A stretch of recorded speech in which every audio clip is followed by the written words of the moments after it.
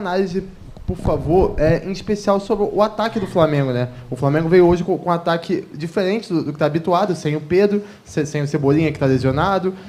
Enfim, veio com Gabi, Carlinhos, Bruno Henrique, Matheus Gonçalves como opção também.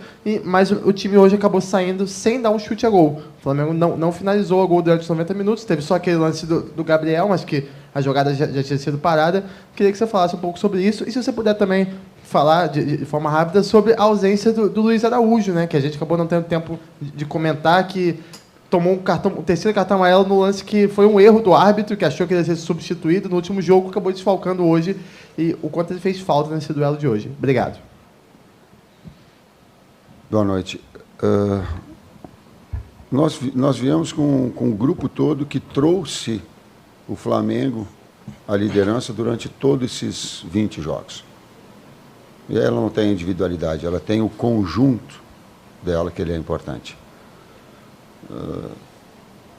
O fato significativo é que nós jogamos o terceiro jogo em 6 dias e é impossível tu manter performance e corre-se o risco de lesões graves, de machucar, de o atleta ficar fora um tempão se jogar. Isso já foi assim contra o Palestino, isso já foi contra o Juventude, isso já foi Cuiabá.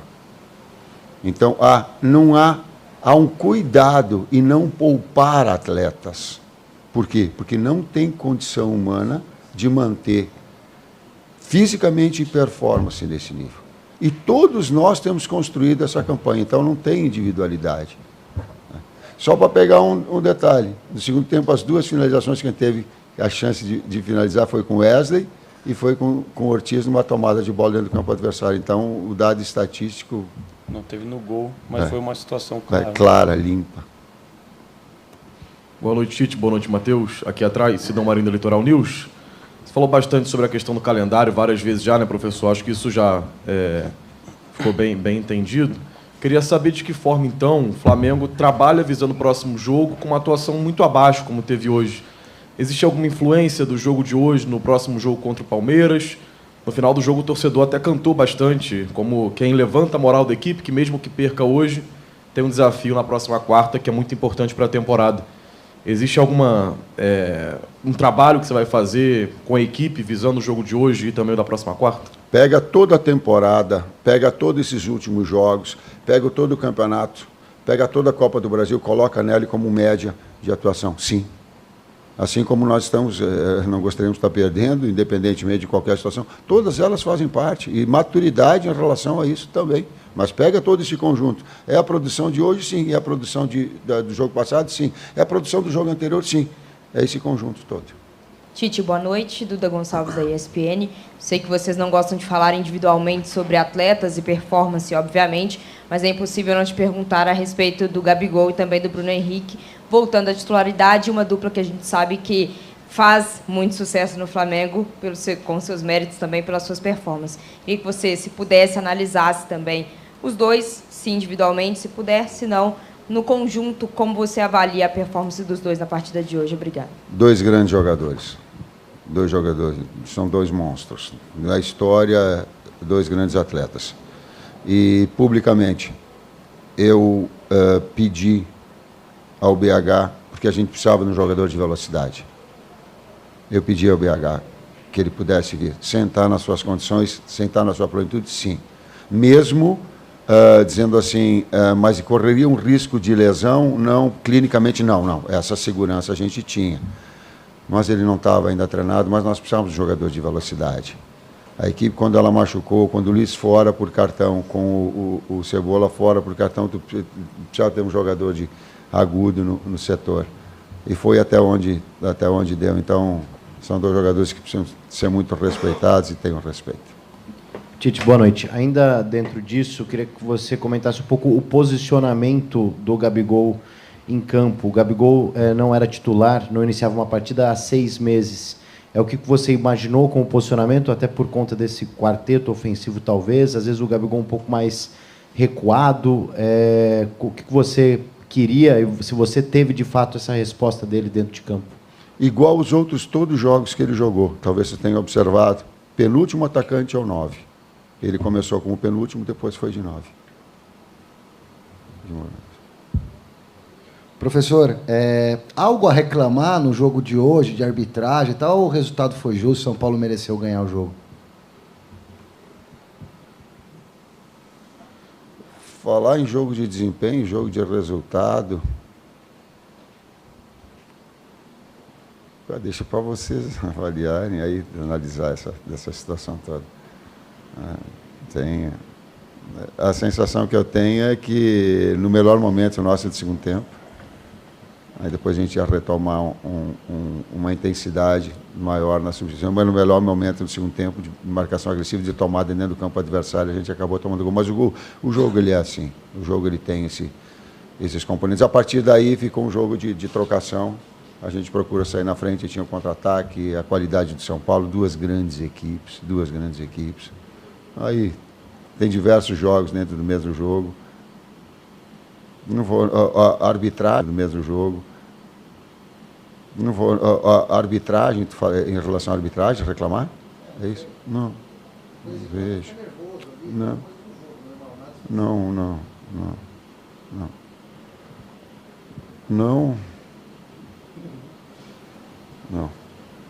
Eu só não sei porque ele deu cartão pro BH. Eu também não. De novo, ele com o BH, alguma coisa ele deve ter com o BH. O BH reclamou normal ali. Foi o terceiro? Então a gente tomou um com o Luiz lá, que não era para ter sido, e agora o BH tomou o terceiro. Tite, Matheus, boa noite. Mauro Santana, canal do Mauro Santana.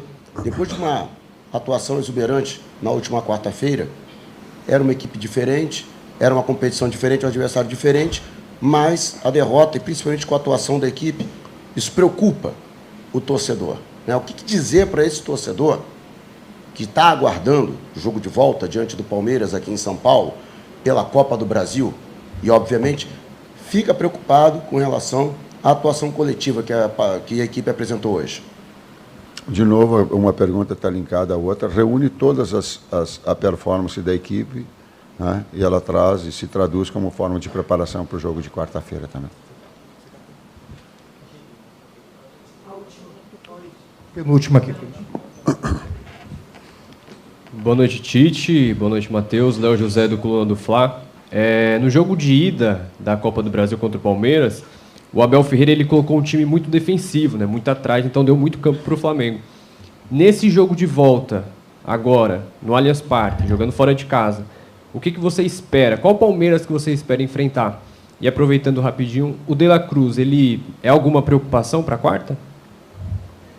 Essa segunda parte da pergunta, quero deixar de novo bem claro.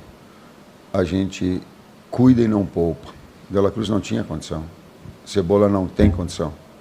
Os atletas e outros, se fossem iniciar o jogo, correriam um risco de machucar, de estar fora, de ficar 15, 20 dias fora. Talvez o próprio BH e o Cebola sejam um exemplo disso, da gente ter necessidade, apressar um pouquinho, daqui a pouco tem uma necessidade de uma sequência e ter. Então, de novo, fica bem claro, é por cuidado de não machucar, de perdê-los, e nós correríamos esse risco. Agora a gente começa a projetar, porque a gente pensava no jogo contra São Paulo. A gente pensava em fazer um belo jogo, ter um bom resultado aqui, dar uma sequência, manter liderança no campeonato. Nós pensávamos tudo isso, eu não tenho condição de te... e aí a gente entra também numa... Ser defensivo, foi defensivo, é a característica do Palmeiras. Aí a gente entra numa... Tu estás colocando uma ideia que foi...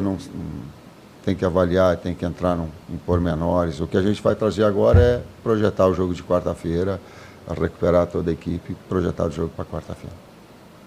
Última pergunta. Tite, talvez até para o Matheus, que participa diretamente desse processo no dia a dia, no treinamento. Hoje a gente acabou sendo derrotado por conta de uma situação de bola parada. E eu queria perguntar para vocês o quanto que, nesse recorte da temporada, né, muita gente traça esse início de agosto. Dia 31 foi o primeiro jogo dessa sequência de jogos difíceis e decisivos. Mas o quanto que essa bola, que já fez a gente ganhar muitos jogos, né, o quanto que vocês vão trabalhar, sei lá, talvez uma redobrada de atenção nesse tipo de jogada e ofensivamente também, né? A gente sabe que a gente já ganhou muitos jogos com esse tipo de jogada, quando o jogo é decidido nesse tipo de detalhe. Estatisticamente, são 30%, em torno de 30% do campeonato proporciona essa. E ele acontece. Ela varia um pouquinho dentro desse índice, né? Tanto o nosso quanto do adversário. É uma das fases do jogo importante nossa. E aí é toda a equipe trabalhando, não é só o César, o Matheus ou eu. Agora, somos todos nós, a gente faz, estuda.